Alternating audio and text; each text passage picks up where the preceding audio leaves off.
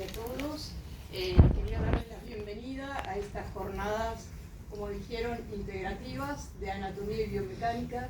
Yo respeté el nombre que me dijeron porque me pareció muy práctico y muy importante de que los estudiantes empiecen a integrar la anatomía y la biomecánica, y en realidad todos los conocimientos en profundidad se van unificando, porque nosotros atendemos un paciente que viene con todo, ¿sí? Viene con la histología, viene con la fisiología, viene con la anatomía, la biomecánica, la biofísica. Tenemos que entender qué pasa físicamente con el paciente, ¿sí? Bueno, yo soy la licenciada Agostini Marina, coordinadora de la cátedra de biomecánica, ¿sí? Biomecánica corresponde al tercer año del plan de estudios. Primero voy a comenzar explicando el origen etimológico de la biomecánica para que los estudiantes que están cursando anatomía comprendan el sentido de la biomecánica, las áreas de aplicación de la biomecánica. Luego voy a explicar el concepto de sistema, de cadenas cinemáticas y unidades biomecánicas. Estos son conceptos básicos que nosotros vemos en la materia en el primer módulo. Luego vamos a la estructura y función del miembro superior, considerando todas las articulaciones del cíngulo del hombro. ¿Sí? Decimos cíngulo porque es un conjunto de articulaciones, como mencionaba el doctor. ¿Sí?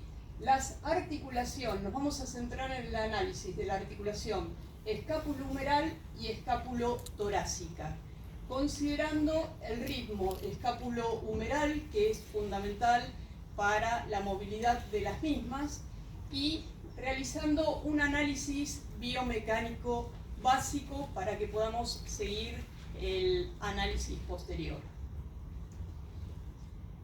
El origen etimológico de la palabra biomecánica. Si ustedes observan, la palabra habla en su primera parte bio y luego mecánica. Tenemos dos componentes, un componente biológico y un componente mecánico. En el componente biológico es fundamental conocer la macroestructura que la va a determinar la anatomía. Por el otro lado, el componente microscópico, que lo determina la histología, y la función de estas estructuras, que lo van a desarrollar a partir de los conocimientos de la fisiología. Todos estos conocimientos, tanto macroscópicos, microscópicos y fisiológicos, se van a integrar para analizar cómo se comporta el sistema locomotor. El sistema locomotor, como ya saben, está compuesto de huesos, articulaciones, superficies articulares, cartílagos, cápsulas, ligamentos y músculos. Tenemos que saber cómo es la macroestructura, la micro y la función de cada una de estas estructuras. Después, desde el punto de vista mecánico, nos vamos a basar en la biofísica. Los conocimientos que ustedes adquieren en esta asignatura se consideran a los componentes del sistema locomotor como estructuras sólidas y estructuras líquidas, ¿sí? Líquidos, tenemos el líquido sinovial, tenemos la sangre, tenemos el líquido intracelular, extracelular. Entonces el comportamiento de los líquidos ante diferentes esfuerzos es diferente. Por el otro lado, los sólidos los vamos a considerar como estructuras deformables. Como mostraba en el video el doctor, en los movimientos de la escápula humeral, ustedes veían cómo se replegaba o se distendía la cápsula. También en todas las articulaciones, cada vez que hacemos un movimiento, en una zona se va a distender y en otra zona se van a replegar. La cápsula, los ligamentos, los músculos, las fascias, todo el tejido conectivo que envuelve a esa articulación. Entonces, tenemos que tener en cuenta que, por el otro lado, vamos a considerar que esas estructuras son rígidas. ¿Para qué? Para hacer el estudio del movimiento, para ver cómo se mueven esas estructuras en los planos, ¿sí? E intrínsecamente. Pero cuando consideramos que son deformables, tenemos que analizar la resistencia de materiales. ¿Qué resistencia tienen esos materiales que componen el aparato locomotor ante diferentes esfuerzos. ¿Por qué ante un esfuerzo hay una fractura o porque ante un esfuerzo se comporta como una luxación? Eso depende de la energía del esfuerzo y de la descomposición del mismo, ¿sí? Por supuesto, todos sabemos a partir de los conocimientos de la biofísica, nosotros en biomecánica hablamos de 4 energías básicas, ¿sí? Cuando nos estamos moviendo es la energía cinética. Cuando nos estamos cayendo, partimos de una cierta altura y tenemos una energía potencial. En el momento que impactamos en el suelo, esa energía cinética que se está generando se va a transformar, porque como todos sabemos la energía se transforma, no se crea, sino que se va transformando. Entonces yo tengo a una cierta altura una energía potencial. Cuando me estoy cayendo, el desplazamiento lo transformo, la energía potencial, en cinética. Y en el momento que impacto en el suelo, lo transformo en energía de tensión, ¿sí? Esa tensión la va a tener que transformar mi cuerpo en una energía elástica o en una energía calórica. Si podemos absorber el impacto en forma calórica y en una energía de tensión que no supere la resistencia de los materiales, no vamos a tener una fractura. Si la energía de tensión es muy grande, vamos a tener una fractura. Por ejemplo, si nos caemos acá en un suelo que hay alfombra, en parte la energía de tensión la absorbe el piso, ¿sí? No es lo mismo una caída en el pasto que en un mosaico, donde la superficie es muy dura y toda la energía de tensión la absorbemos nosotros. Entonces ahí, ante la misma energía cinética, tenemos la posibilidad de una fractura, y en el otro caso puede pasar como un esguince o una luxación. Se van a lesionar solamente las partes blandas. Y todo esto va a tener que tener de acuerdo a las propiedades mecánicas. Cuando hablamos de propiedades mecánicas decimos que hay estructuras que son muy rígidas, hay estructuras como el hueso, hay estructuras que son más elásticas, como la cápsula, como los ligamentos, y van variando sus propiedades de acuerdo a el tipo de estructura. Y mismo dentro de las mismas cápsulas, vemos que la cápsula de la escápula humeral, como mencionaba el doctor, es la articulación, la escápula humeral, la más amplia en el rango de movimiento. Fíjense que podemos llegar a hacer 180 grados de abducción, 180 grados de flexión. Podemos hacer desde la posición anatómica 50 grados de extensión. Podemos hacer 90 grados de rotación externa, casi 90, 80 de rotación interna. Entonces esa amplitud la logramos porque la cápsula articular es muy laxa. Otro parámetro diferente es si comparamos la coxofemoral. La cápsula es muy fibrosa y tiene que sostenernos porque la función es soportar el peso y lograr una marcha. No podríamos tener una coxofemoral muy laxa porque correríamos riesgo de luxarnos cuando corremos, bajamos o subimos escaleras, ¿sí? Entonces, dentro de la misma estructura capsular, que es tejido conectivo no especializado, depende del grado de laxitud las propiedades mecánicas que van a presentar. Por el otro lado, cuando consideramos las estructuras rígidas para analizar el movimiento, vamos a ver que desde la base de la mecánica se divide en estática y en dinámica. La estática, como todos saben, estudia los cuerpos en reposo, y la dinámica, los cuerpos en movimiento. Lo que se hace para analizar los cuerpos en movimiento es, por un lado, dividirlo en dos. Uno es la cinemática, que es analizar el movimiento sin importarnos la causa, no sabemos quién está causando ese movimiento, y por el otro lado la cinética, que es la rama de la dinámica que estudia las causas que provocan ese movimiento. Todos estos conceptos los integramos para cumplir con el objetivo de la biomecánica, que es mejorar el desempeño físico del sistema locomotor. Ahora, brevemente les voy a explicar cuáles son las aplicaciones de la biomecánica. Tenemos fundamentalmente 4 grandes áreas: la medicina, la biomecánica clínica. Nosotros todos los días en un consultorio de traumatología, como kinesiólogos tenemos que utilizar el análisis biomecánico.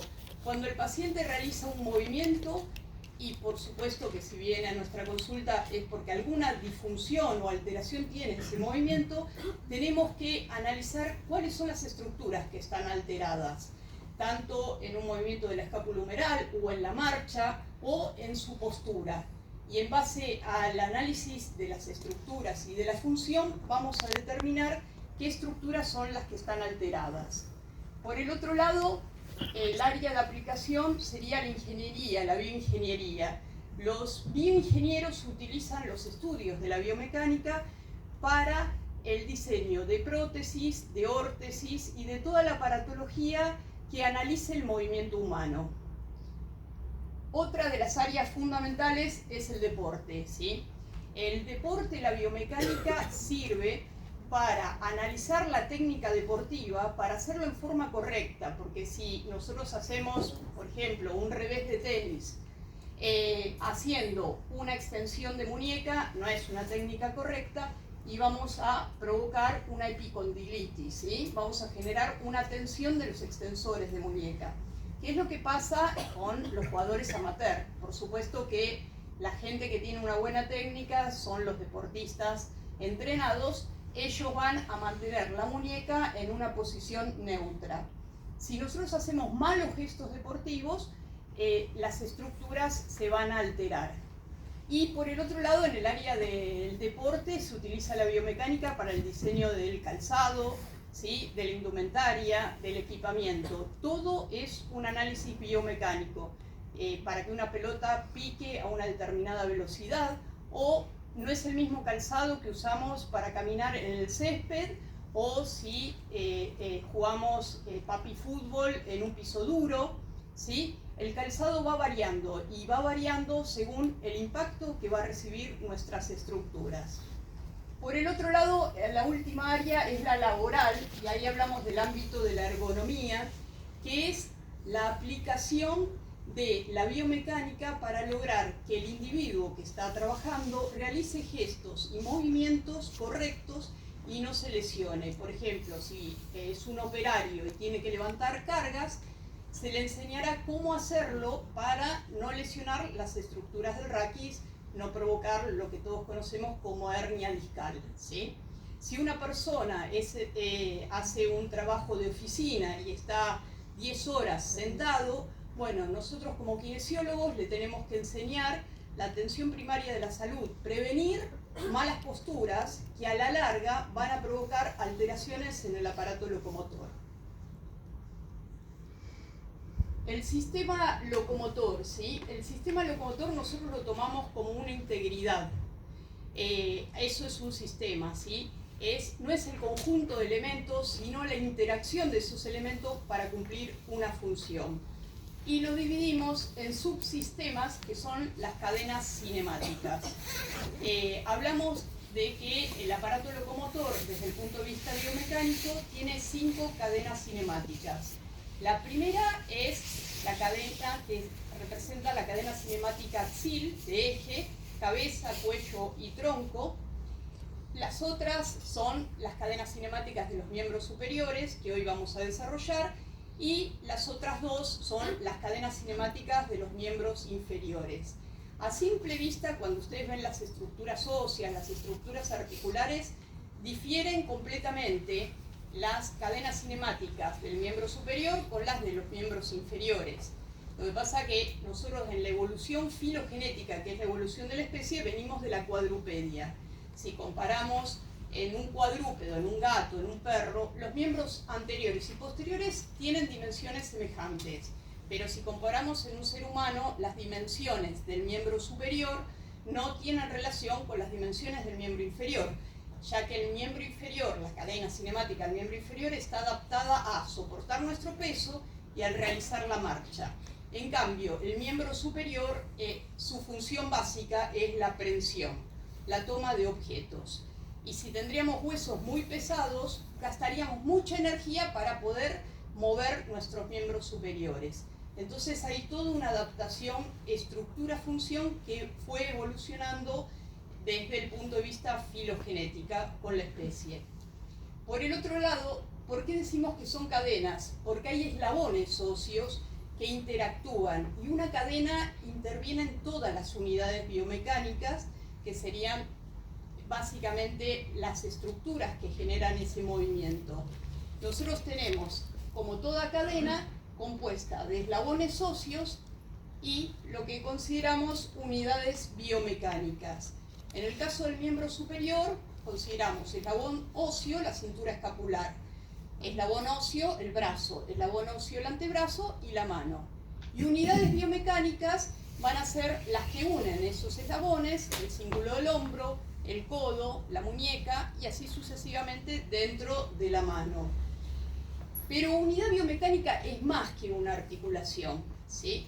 Es el conjunto de estructuras que hacen posible el movimiento. Entonces, vamos a considerar unidad biomecánica compuesta por 4 componentes. El osteoarticular, que serían los huesos, y la articulación. Si es una diartrosis con sus superficies articulares, cápsula, membrana sinovial, ligamentos. Por el otro lado, el componente neuromuscular, los nervios y los músculos que van a generar el movimiento de esa unidad biomecánica. Por supuesto que los que mueven son los músculos periarticulares, los que rodean esa articulación. Por el otro lado, el componente angiovegetativo. Angio es de arteria, ¿sí? Vegetativo porque lo regula el sistema nervioso autónomo. Pero es muy importante que, por ejemplo, la unidad biomecánica del codo tenga una correcta irrigación. Si no, el trofismo de todas esas estructuras se va a ver alterado. Y por el otro lado, el tejido conectivo. Porque en muchos casos las retracciones del tejido conectivo, específicamente las aponeurosis, las fascias, van a generar limitación en el movimiento. Entonces, cuando nosotros como kinesiólogos vamos a analizar el movimiento de una unidad biomecánica, pongamos por ejemplo el codo, nosotros tenemos que ver qué componente es el que está alterado, porque de acuerdo al componente que esté alterado va a ser la terapéutica y la técnica que decidamos utilizar para resolver ese problema. Si el componente es osteoarticular, ¿sí? Por ejemplo, un paciente que estuvo inmovilizado, toda la cápsula y todos los ligamentos se van a fibrosar. Entonces voy a usar técnicas específicas para lograr la movilidad de esa articulación y el rango de movimiento. Si el problema es neuromuscular, ¿sí? Por ejemplo, un espasmo muscular, tenemos técnicas específicas focalizadas a resolver ese problema. Si el problema es angiovegetativo, veremos cuáles son las causas, podemos hacer drenajes, podemos hacer bombeos. Y si el tejido es conectivo, tenemos que acordarnos fundamentalmente de que vamos a cambiar esa estructura, pero en la medida que hagamos una aplicación de una carga lenta, de una fuerza lenta, con una elevada temperatura, porque el tejido se modifica, y prolongada en el tiempo para modificar esa estructura.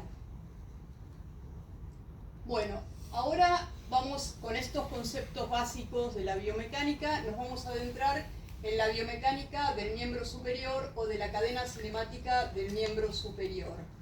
Para nosotros, desde el punto de vista biomecánico, es fundamental la asociación entre la estructura y la función.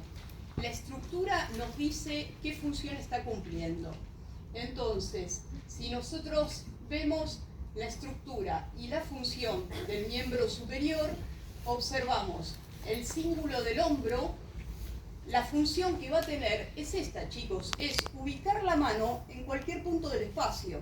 Imagínense que yo no puedo mover el hombro. La limitación del campo donde puedo poner la mano es muy limitada y no voy a poder agarrar algo de arriba de un estante, no me voy a poder lavar la cabeza, no me voy a poder abrochar el corpiño, ¿sí? Entonces, la ubicación y la función de la cintura escapular es fundamental. Orientar el miembro superior en el espacio.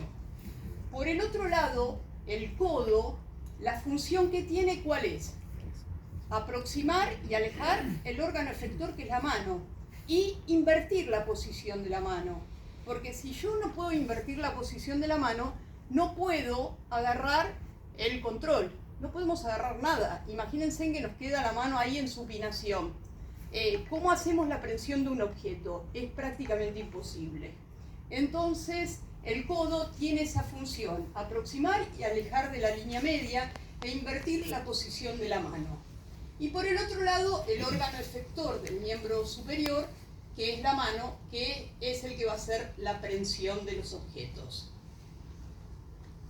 Ahora, cuando consideramos el cíngulo del hombro, recordemos que, como ya mencionó el doctor, está compuesto por un lado la clavícula, por otro lado por el omóplato y el húmero.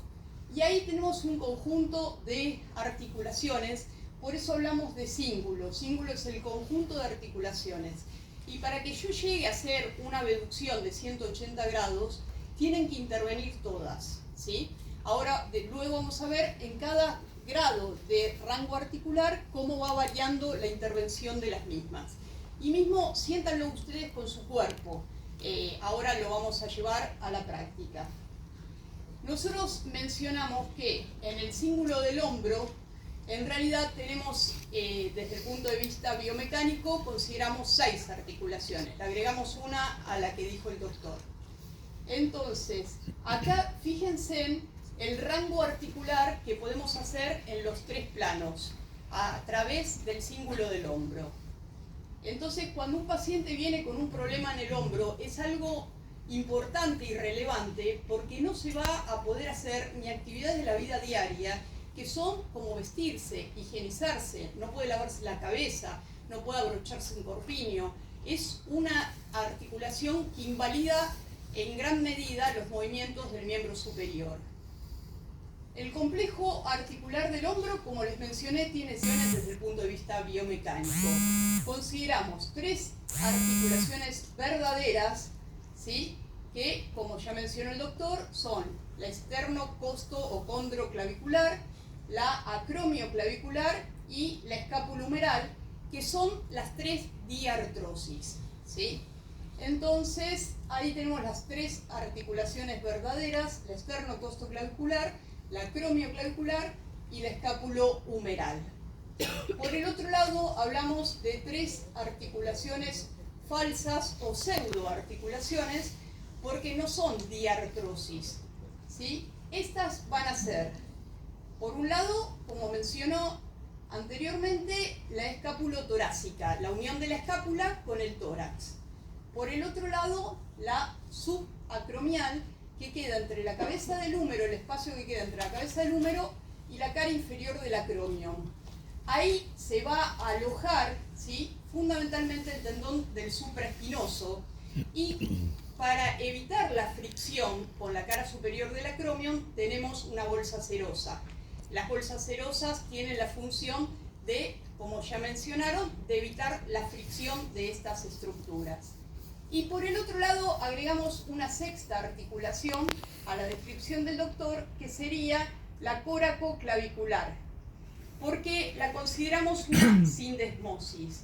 Y biomecánicamente la función principal que tiene es darle estabilidad a la articulación acromioclavicular, que es muy inestable y tiene solamente 2 ligamentos, un ligamento superior y un ligamento inferior, y ante los traumatismos de costado, generalmente son caídas en bicicleta, caídas de caballo, sobre el hombro impacta, la energía cinética es muy grande. Imagínense caer de un caballo, la altura, la energía potencial.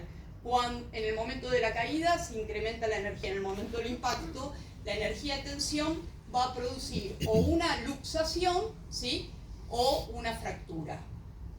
Entonces, acá tenemos las 3 articulaciones: la escapulotorácica, ¿sí?, la subacromial, ¿sí?, que es una articulación de deslizamiento, porque lo que evita es la fricción entre el tendón del supraespinoso, la bolsa serosa y las fibras inferiores del deltoides, que pasa por encima. Y por el otro lado, la articulación coracoclavicular, que es una sindesmosis. Sindesmosis decimos que son pseudoarticulaciones pero mantienen unidas dos estructuras óseas a través de ligamentos o membranas. Todas estas articulaciones van a tener una participación en los movimientos del cíngulo del hombro. Vamos a tener, por supuesto, la estrella y la fundamental es la escápula humeral, que representa un 50% de la movilidad del cíngulo del hombro. Pero por el otro lado, fíjense en la relevancia de la escápula torácica, que representa el 30% de la movilidad.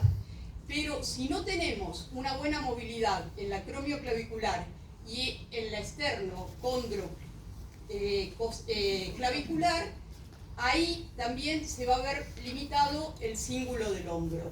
Entonces, por eso como kinesiólogos tenemos que evaluar la movilidad de todas las articulaciones, ¿sí? Y de esa manera podemos determinar cuál es la articulación que está en disfunción y debemos tratar específicamente. Las características biomecánicas del cíngulo del hombro.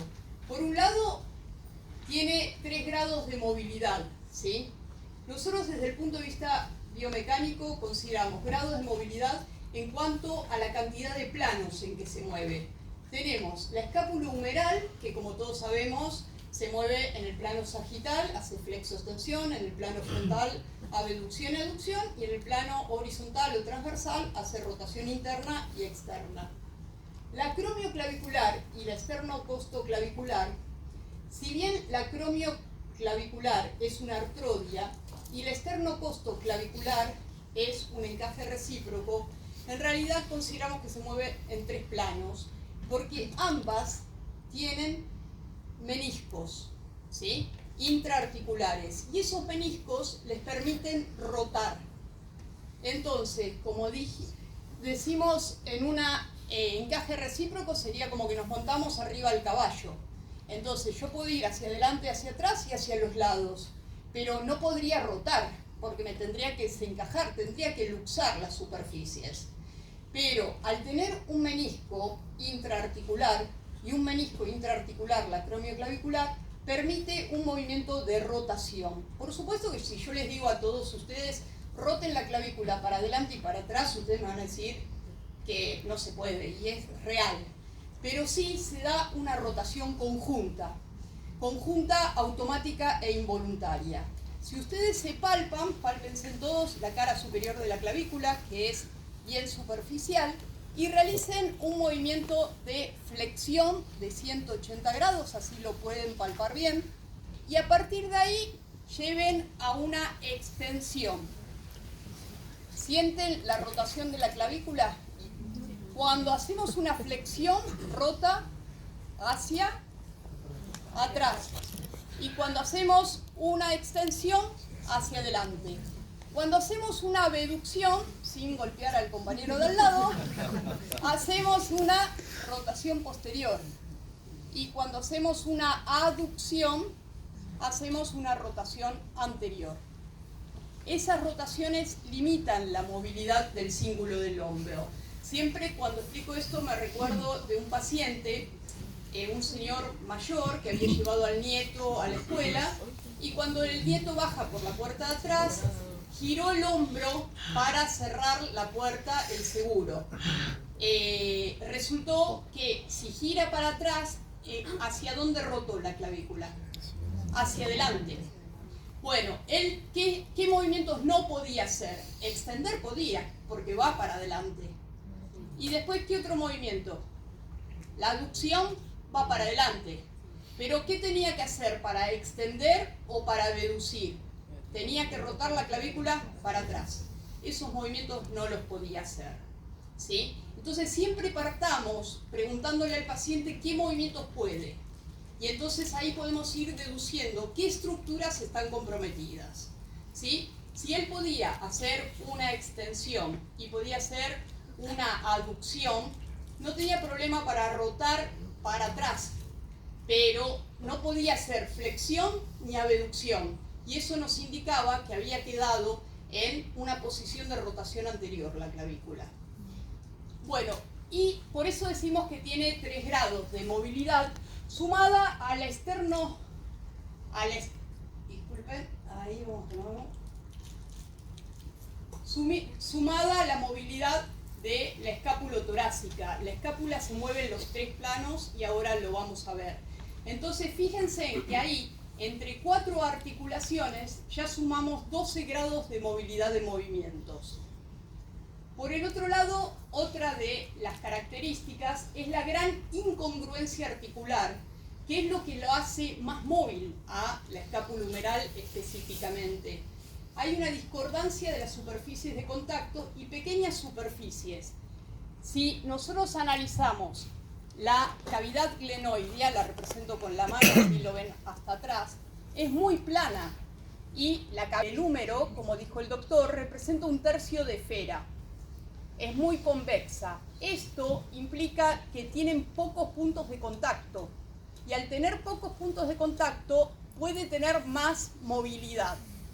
A eso le decimos que es incongruente.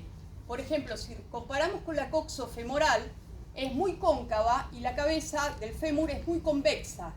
Esto sería una articulación muy congruente, tiene muchos puntos de contacto. Entonces va a tener más estabilidad, pero menos movilidad. Por eso la escápulo-humeral es una articulación muy incongruente. Y por el otro lado, tiene pequeñas superficies, el cíngulo del hombro, que lo unen a la cadena cinemática axil, ¿sí?, que sería la esternocostoclavicular, ¿sí?, y la escápulo-torácica. La inestabilidad rotatoria y la unión en el esqueleto axil, con la esternocondroclavicular y la escápulo-humeral. La escápulo-torácica, disculpen. La articulación escápulo-humeral es, como ya mencionaron, una diartrosis y por su morfología se determina que es una enartrosis. Es una esfera cóncava y una esfera convexa. Pero lo que es muy relevante es que la superficie convexa de la cabeza tiene una superficie muy grande en relación a la cavidad glenoidea. Y eso es lo que le permite la amplitud de movimientos. Entonces, tenemos la siguiente característica. Observen la convexidad de la cabeza humeral y la concavidad, ¿sí?, leve concavidad que presenta la glena. Entonces decimos que es muy incongruente, porque tiene pocos puntos de contacto, es muy móvil, ¿sí?, y por el otro lado, planteamos que es poco estable, por eso es la articulación más luxable del cuerpo. La articulación escápulo-humeral, la orientación de la cabeza humeral. Fíjense, la cabeza del húmero, ¿hacia dónde mira? Hacia adentro y hacia arriba, ¿sí? Y también hacia atrás, ¿sí? Entonces, cuando vemos que mira hacia arriba, a eso se lo denomina ángulo de inclinación. Los ángulos, por supuesto, pueden estar alterados en el caso de fracturas intraarticulares, ¿sí? Se desalinea es la cabeza con respecto al eje diaficiario con el eje del cuello y de la cabeza. Ese ángulo representa 135 grados promedio. Por el otro lado, cuando lo vemos en un plano horizontal, vamos a tener el ángulo de declinación que orienta la cabeza hacia 30 grados, ¿sí? Y esto se marca marcando un eje que une el epicóndilo y la epitróclea en forma transversal con respecto al eje del cuello de la cabeza, que es de 30 grados, lo que hace que oriente la cabeza hacia la parte posterior, para corresponderse con la glena del húmero. Entonces, la estabilidad articular, ¿quiénes estabilizan la articulación? La estabilidad, estamos hablando de quienes mantienen unidas las estructuras óseas. ¿Quiénes pueden mantener unidas las estructuras óseas? Los ligamentos, la cápsula, ¿qué más? Los músculos. Los músculos. Y también la congruencia articular, porque si es muy congruente y tiene muchos puntos de contacto y encima tiene un fibrocartílago, tenemos más estabilidad en esa articulación. Y como sabemos, la escápula humeral, como la glena es muy plana, va a tener el rodete que aumenta la congruencia articular y le va a dar estabilidad. Por eso nosotros dividimos biomecánicamente los estabilizadores en estabilizadores pasivos, aquellos que no consumen energía, no consumen ATP, y estabilizadores activos, que son los músculos periarticulares que consumen energía.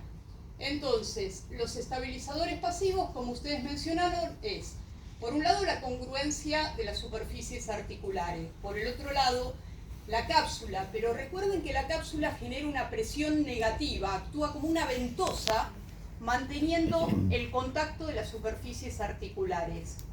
Y por el otro lado, tenemos los ligamentos, que son los factores pasivos, que son en la mayoría de los casos extracapsulares, refuerzan a la cápsula. Y los elementos activos, los músculos, ¿sí?, periarticulares. Ahora vamos a ubicar estas estructuras en la articulación escapulohumeral. La estabilidad articular. La estabilidad articular, vamos a tener los estabilizadores pasivos.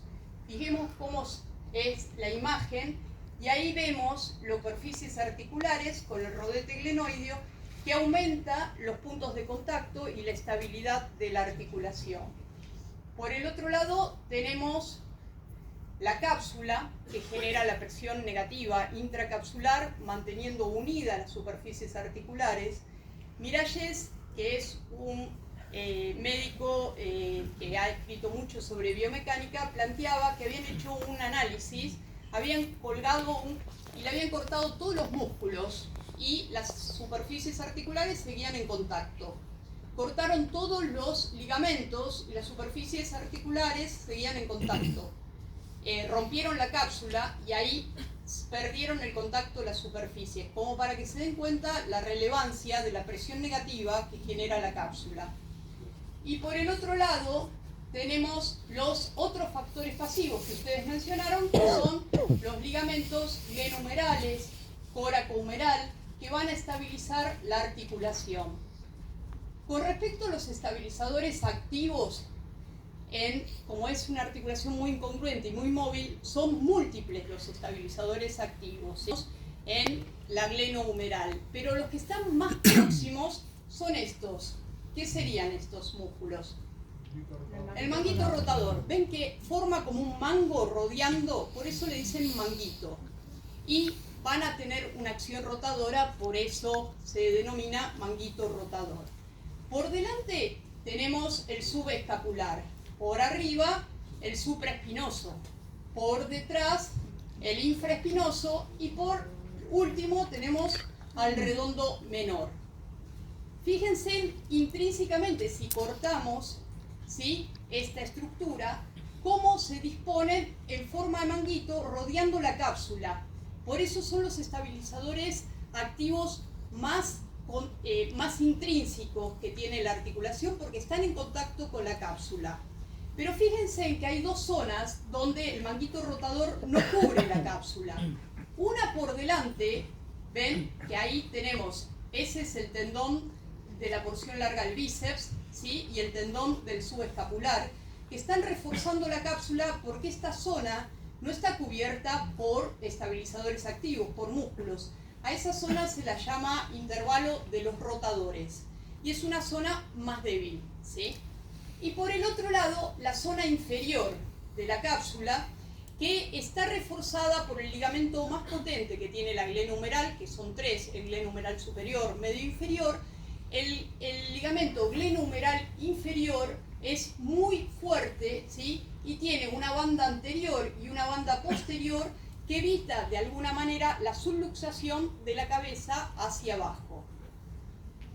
Esos son los estabilizadores fundamentales, pero tenemos otros estabilizadores que actúan a distancia, actuando como estabilizadores activos. Entonces, fíjense, acá tenemos otra imagen del manguito rotador en un plano horizontal, ¿sí? Esto representa el tendón de la porción larga del bíceps. Hay el subescapular, el supraespinoso, el infraespinoso y el redondo menor.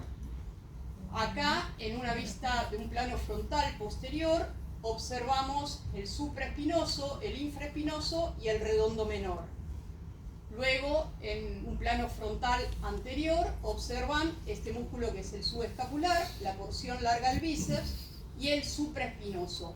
¿Ven la dirección que tiene el manguito rotador? Es bien transversal. Entonces lo que mantiene es la coaptación de las articulares. Y por el otro lado hay músculos a distancia que van a evitar, que se habla de músculos, Capaldi los menciona como músculos antigravitatorios, porque el peso de mi miembro superior tendería a generar un descenso. Entonces tenemos músculos que mantienen ascendida la cabeza humeral y evitan la subluxación inferior. Estos músculos vamos a mencionar que son el deltoides, ¿sí? En la parte inferior, posterior e inferior, ahí en el tubérculo infraglenoideo, la porción larga del tríceps. Vamos a tener en la cara anterior el pectoral mayor, ¿sí? Nuevamente el deltoides, la porción larga del bíceps, ¿sí? Y el músculo córacoclavicular y la porción corta del bíceps. Entonces, y el dorsal ancho, ¿sí? Todos estos músculos van a estar actuando a distancia. Los más próximos que estabilizan es el manguito de los rotadores.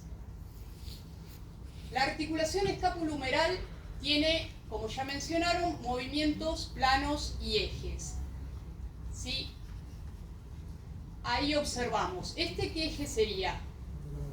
Lateral. Y entonces, ¿en qué plano realizamos el movimiento y qué movimiento realizamos? Sagital y flexo-extensión.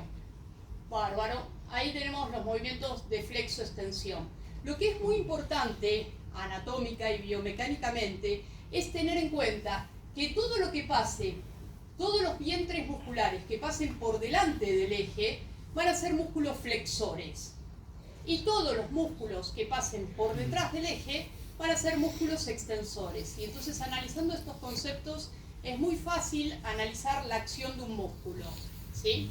El córaco braquial, ¿sí? O el pectoral mayor, o el o la porción anterior del deltoides pasan por delante. El bíceps pasa por delante. Todos esos son flexores, ¿sí? Los que pasen por detrás, ¿qué van a ser? La porción posterior del deltoides, el tríceps, el dorsal ancho, que si bien entrecruza, el vientre está atrás, ¿sí? El redondo mayor, el redondo menor, todos los que pasen por detrás son extensores. Por supuesto que tenemos, según la dirección de las fibras, van a ser músculos agonistas o sinergistas. O sea, agonistas son los principales, sinergistas son los que pueden colaborar con ese movimiento. Cuando analizamos el otro eje, que es el antero-posterior, vamos a estar analizando el plano frontal. Y en el plano frontal vamos a hacer los movimientos de abducción y aducción. Ahora, si yo tengo un eje antero-posterior, ¿dónde localizo a los abductores? La parte más superior, porque cuando se contraigan vamos a producir la abducción. Y en la parte inferior al eje, los aductores. Y por el otro lado tenemos el plano horizontal con un eje vertical, ¿sí? Que ahí vamos a tener los músculos rotadores. Como el eje es vertical, todos los músculos que estén por delante al eje van a ser rotadores internos y todos los que estén por detrás, rotadores externos. La articulación escapulotorácica, como ya mencionó el doctor, es una pseudoarticulación, es una sinsarcosis. Sin, del griego, quiere decir con. Sarcosis es carne, ¿sí? Vieron que estudiaron en histología, sarcolema, sarcoplasma. Bueno, sarco es carne, es una unión con carne, con músculo. Entonces, ahí tenemos las superficies articulares. Va a ser la cara anterior del omóplato, que está cubierta por el subescapular, y la parrilla costal. Los medios de unión, ¿quién va a ser? ¿Quién une a la escápula con la parrilla costal? Lo dijo el doctor hace un ratito. Y lo vemos ahí, ¿eh? El serrato mayor, ¿sí? Yo digo, la anatomía se estudia repitiendo y volviendo a explicar. La mejor manera de estudiar anatomía y biomecánica es pónganse a explicar la anatomía y la biomecánica a su novio, a su esposa, a su hijo, al perro, al gato, al que se encuentren y no encuentran nadie, al espejo y se miran ustedes y se convencen de cuál es la explicación de la anatomía y la biomecánica. Es por repetición, chicos. Uno no estudió un día, lo leí un día, mentira, ¿sí? Siempre cuento, me dormía con los huesos y el testú en la cama, ¿sí? Cuando se daba vuelta mi esposo decía, uy, este hueso es muy duro, esto no puede ser marina, así que esto es un hueso, y lo sacaba de la cama. Así que es así, es la única manera de incorporarla. Leyéndola una vez es misión imposible, ¿sí? Y lo otro es llévenla al cuerpo, toquen su escápula, muevan la escápula, que ahora lo vamos a analizar. Muevan el húmero, muevan la clavícula, y ahí van a incorporar los movimientos. Y si ustedes lo tienen incorporado en su cuerpo, lo van a poder analizar en el paciente. Pero si no lo llevaron a su cuerpo, es mucho más difícil poder transportarlo a un otro. Ahí ven otro gráfico, ¿sí?, del serrato mayor, sus inserciones anteriores. Por supuesto, se inserta en el borde axilar, ¿sí?, o borde interno de la escápula.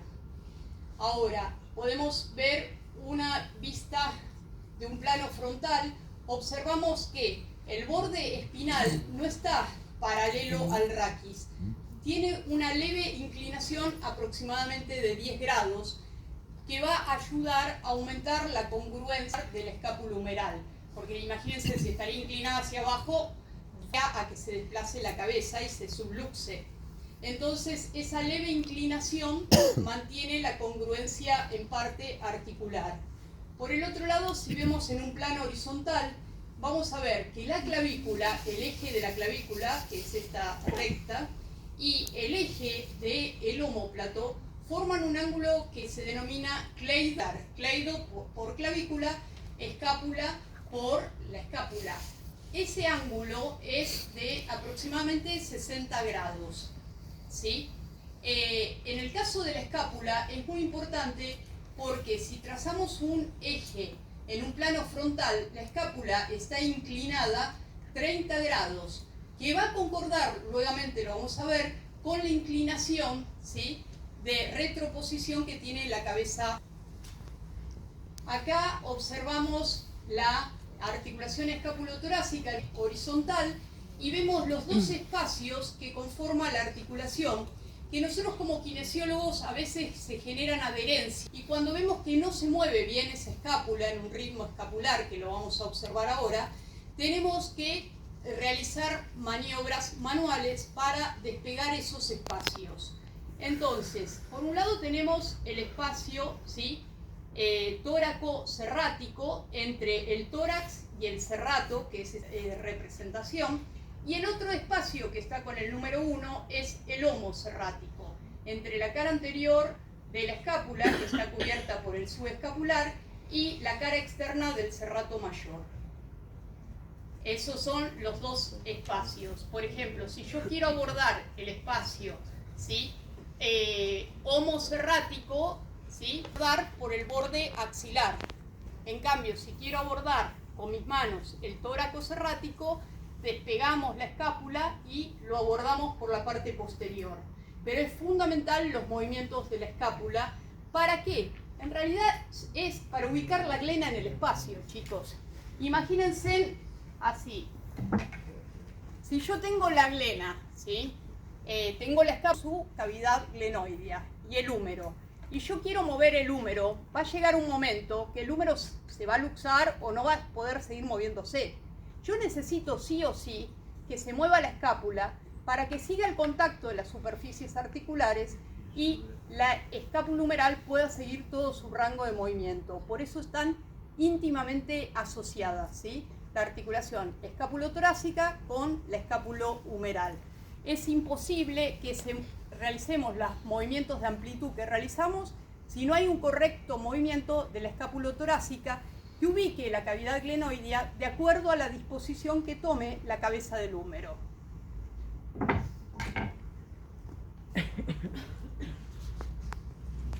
La articulación externo-acromioclavicular y externo-costoclavicular, que dijimos anteriormente que participan un 10% de la movilidad, pero están íntimamente